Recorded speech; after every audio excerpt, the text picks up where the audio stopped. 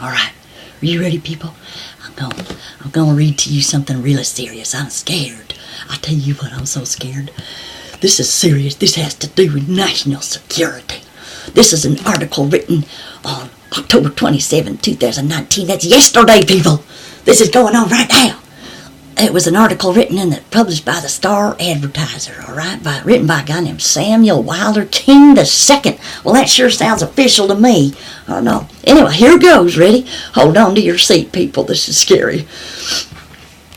It is time. Governor David E. Gay and Big Island Mayor Harry Kim that is, cleared the protest camp of Mauna Kea.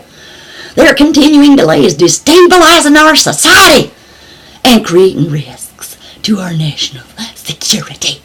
The protests against the 30-meter telescope, TMT, have morphed from what may have been a legitimate exercise in civil disobedience into an anarchic campaign corroding the rule of law. The corrosion began with the illegal blockade of the Mauna Kea access road.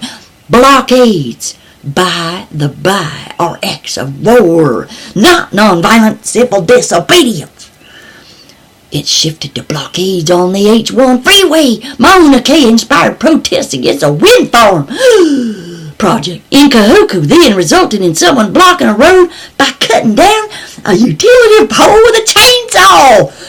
On the same night, the massive turbines for the project were being transported down the road. Someone else then damaged a turbine by cutting an anchor bolt with a blowtorch. Ah! Oh my God. That was my addition. I didn't mean to add nothing or subtract. I'm just reading what I'm reading. It's all right here. The protests climax may very well be an attempt to shut down a premier military training base on Big Island, which will hamstring American military readiness in the Pacific. This breakdown in our society has resulted in skyrocketing law enforcement costs. The protesters have claimed that the projects themselves should pay for law enforcement. Requiring private businesses to hire mercenaries and empowering them with police powers is a terrible idea. The proper course of action is for the Attorney General's office to seek restitution from the protesters and their financial and social media backers, as they are the ones who intentionally created the situation necessitating the increased police cost. This will shift the cost to those who have caused the damage. It will also create the proper disincentive.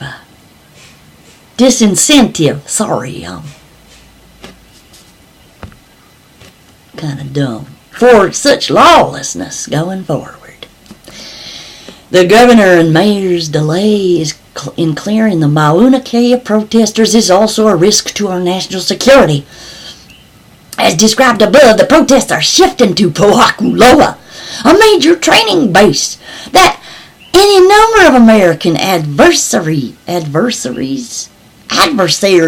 something like that, in the Pacific would happily see closed, given that TMT is one of the few areas of cooperation between China and the United States. Russia and North Korea have every reason to try to foment social division in order to shut TMT down. Better yet, if they can shut down TMT in Pohakuloa using the same protesters.